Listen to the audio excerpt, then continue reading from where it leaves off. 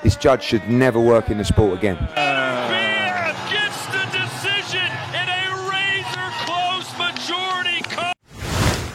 Perebutan gelar juara dunia tak terbantahkan di kelas berat ringan sudah selesai dan memenangkan Artur Beterbiev sebagai juaranya, sekaligus sebagai petinju pertama dalam sejarah tinju yang menyandangnya di era 4 sabuk. Gelar itu tentu saja terasa sangat spesial karena sebelumnya Beterbiev ditempatkan sebagai petarung non-unggulan, padahal dia saat itu adalah pemegang 3 sabuk juara dunia dengan rasio kemenangan 100% dan semuanya spesialnya dimenangkan dengan kemenangan KO. Status non-unggulan dalam laga kemarin pastinya sama saja dengan tidak memberikan rasa hormat pada petarung brewok itu. Tetapi itu semua telah terbayar lunas dengan kemenangan sensasionalnya yang membuat dunia tinju kelas berat ringan terasa bergetar.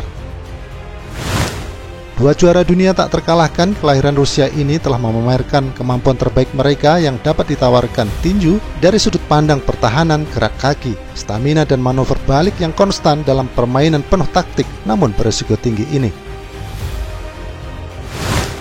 Ya, akhir pekan lalu, Artur Beterbiev dianugerahi keputusan mayoritas 12 ronde melawan Dmitry Bivol. Kemenangan itu menjadikan Beterbiev sebagai juara dunia kelas berat ringan pertama yang tak terbantahkan selama era 4 sabuk modern. Itu adalah pertarungan yang sangat luar biasa, di mana dipenuhi dengan gaya yang memikat, yang menghasilkan taktik yang menarik. Pemegang juara dunia WBA sekaligus petarung yang diunggulkan kala itu, yaitu Dmitry Bivol, lebih cepat dan menggunakan gerakan yang sangat bagus untuk sebagian besar pertandingan, khususnya di paruh pertama, di mana pertahanannya yang luar biasa dan variasi kombinasi yang cepat membuatnya efektif dalam menghadapi gempuran Beterbiev. Pada saat yang sama, Artur justru melakoninya dengan konsisten dan santai, serta ia menerapkan tekanan cerdas dengan gerak kaki yang stabil sehingga memungkinkannya untuk melepaskan kekuatan terbaiknya secara selektif. Pertarungan ini berlangsung cukup ketat dan kompetitif sehingga penilaiannya pun menjadi mimpi buruk bagi para juri yang telah bertugas dalam menentukan pemenangnya. Bahkan penonton pun ikutan bergejolak dengan hasil akhir ini. Kartu skor juri secara resmi adalah 115-113, 116-113, dan 114-114 untuk kemenangan Artur Beterbiev. Pertarungan ini berjalan cukup ketat sehingga bisa saja berakhir seri atau bahkan memang seri. Beberapa penggemar menyebut keputusan ini sebagai perampokan dan kontroversi, tetapi sebenarnya jika dilihat secara cermat tidaklah demikian. Saat ini selalu ada yang berteriak perampokan setiap kali pertarungan berlangsung ketat dan pertarungan ini pun tidak terkecuali.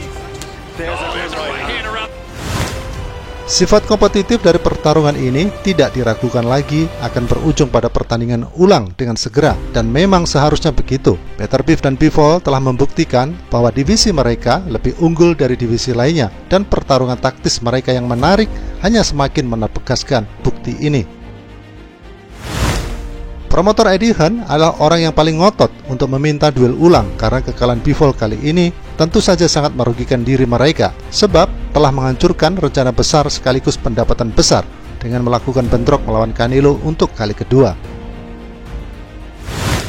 Dengan kekalahan ini tentu saja hal itu hanya menjadi angan-angan sebab Canelo akan melakukan duel ulang melawan Bivol jika dia menang melawan Beterbiev. Turki Alensik pun telah mengindikasikan bahwa ia ingin melihat pertarungan ulang dan semoga saja pertarungan itu bisa terlaksana. Di lain pihak, Dmitry Bivol juga tampak menerima dengan kesatria kekalahannya dari Artur, meski dia juga merasa yakin jika dia sangat maksimal dalam laga itu. Tidak sedikit para penggemar tinju yang simpatik dengan cara Bivol dalam menyikapi kekalahannya kali ini. I feel empty emotionally now. I went to the ring only to win this fight, but I don't have my belt. If I have this chance, of course I would like to fight again. Kekalahannya kali ini tentu saja sangat merugikan dan menyakitkan Bivol, sebab dia sebelumnya memang merasa yakin menang. Bivol terlihat kecewa dan kaget saat pengumuman itu diumumkan. Laga Bivol versus Beterbiev memang berlangsung sangat ketat, sehingga wajar saja kemenangannya juga mengusik sebagian orang. Namun demikian, pertarungan yang ketat bukan berarti kemenangannya kontroversial. Dalam laga itu terlihat jelas jika Bivol tidak bisa mengamankan kemenangannya dalam ronde-ronde awal. Bivol digempur terus-terusan oleh Peter Biv di paruh akhir pertarungan. Meskipun Arthur bermain pelan di awal laga, namun dia menunjukkan kebingisannya di pertengahan hingga akhir ronde.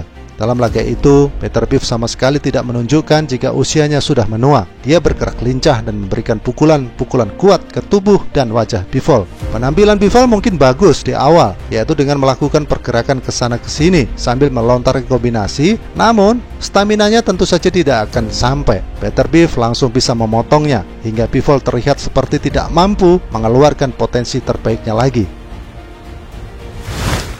Para juri tampaknya lebih menyukai fakta bahwa Peter Biv memberikan lebih banyak tekanan, terutama di pertengahan ronde pertarungan, dan total pukulan yang ia lakukan sebanyak 682 kali dibandingkan dengan 423 kali pukulan Bivol telah mencerminkan hal itu. Namun, seberapa efektif tekanan dari Peter Biv ini? Itulah pertanyaan yang masih membara setelah peristiwa ini, terutama setelah Bivol mampu meredam kekuatan Peter Biv yang dahsyat dengan cara yang tidak dapat dilakukan oleh petinju lain. Namun, jangan salah, ini bukanlah perampokan. Ini adalah pertarungan yang ketat, menegangkan, dan kompetitif dengan hasil yang masih mungkin diperdebatkan. Namun ini adalah pertarungan yang menuntut rematch segera. Bivol atau Peter Biv untuk disandingkan dengan Canelo, Benavides, David Morrell, ataupun Joshua Buatsi. Dan apapun kata orang, Peter Biv kini adalah juara kelas berat ringan pertama yang tak terbantahkan sejak Hall of Fame Roy Jones Jr. pada 99 dan yang pertama melakukannya di era 4 sabuk gelar juara dunia. Namun demikian, Bivol dan masih banyak para penggemar lagi, terutama orang yang menyaksikan secara akbar ini di seluruh dunia tinju, masih memiliki urusan yang belum selesai.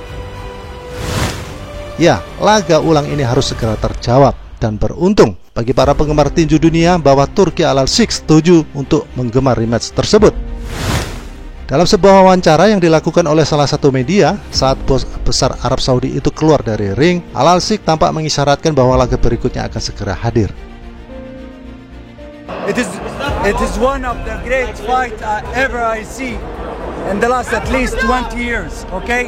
Fantastic. But I don't think the result is fair, in my opinion. I think it is at least for Bivol, for the two fighters like my brother, okay? But I think Bivol win more than 2 rounds more. I don't know why the result like this, but in my opinion, I will focus and I will try to do the rematch. If they accept, we will do it. Okay. Ya, Turki Al Alsic meyakinkan semua pihak terkait laga itu bahwa otoritas hiburan umum Arab Saudi akan menyediakan dana untuk pertandingan ulang segera antara Peter Biv dan Dimitri Bivol. Sebagai ketuanya, Al Alsic tentu dapat menjamin para pesaing kelas berat ringan untuk mendapatkan lebih banyak uang daripada siapapun dalam bisnis tinju untuk bertarung lagi, seperti yang dilakukan Al Alsic untuk pertarungan terbaik melawan terbaik yang telah lama ditunggu-tunggu penggemar tinju. Al Alsic yakin Bivol telah melakukan cukup banyak hal untuk mengalahkan Peter Biv, tetapi Peter Biv menang dengan keputusan mayoritas untuk menjadi juara tinju undisputed kelas berat ringan. Namun, kekalahan dan kemenangan dalam laga kemarin itu bukan lagi menjadi hal yang harus diperhatikan oleh Al Alsic sekarang, karena fokus dia adalah untuk membuat Peter Biv dan Bivol bertarung lagi. Al Alsic, tokoh tinju paling berpengaruh saat ini, harus menjelaskan dengan sangat jelas kepada Peter Biv dan propontornya di top rank bahwa bukan hanya dia bersedia mendanai penuh pertandingan Peter Biv versus Bivol kedua. Mereka perlu tahu bahwa pertandingan ulang Bivol adalah satu-satunya pertarungan Peter Biv yang bersedia dia bayar. Peter Biv kini memiliki sedikit pengaruh setelah ia resmi mengalahkan Bivol.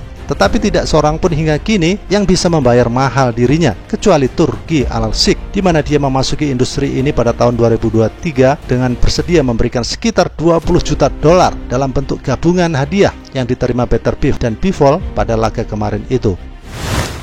Petarung Peter Biv harus memanfaatkan kesempatan untuk mendapatkan uang yang sebanding untuk pertarungan kedua dengan mantan juara WBA tersebut.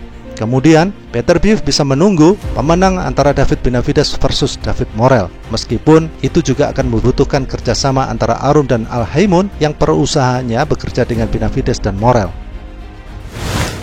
Benavides dan Morel ini kemungkinan juga tidak akan bertarung hingga awal tahun 2025, paling tidak antara bulan Maret dan April. Dengan mempertimbangkan garis waktu tersebut, tidak ada hal yang bisa menghasilkan lebih banyak uang bagi Beterbiev selain pertandingan ulangnya melawan Dmitry Bivol. Meskipun Beterbiev yang merupakan undisputed 175 memang tidak terikat kontrak lagi untuk melawan Dmitry Bivol. Tentu saja, kita hanya bisa berharap Beterbiev bersungguh-sungguh dengan perkataannya. Bivol jelas ingin membalas satu-satunya kekalahan dalam 10 tahun karir profesionalnya, sehingga membuatnya menandatangani kontrak lagi untuk melawan Beterbiev, dan pastinya itu tidak akan sulit. Jika Beterbiev menolaknya hanya karena ia merasa sudah menjadi bintang besar, maka Al-Lasik harus memberitahunya bahwa pertandingan ulang Bivol adalah satu-satunya cara yang bisa didanai otoritas hiburan Arab Saudi berikutnya. Sahabat tinju dunia, kita nantikan saja akankah laga ulang antara Bivol kontra Beterbiev akan berhasil digelar. Kita tunggu saja.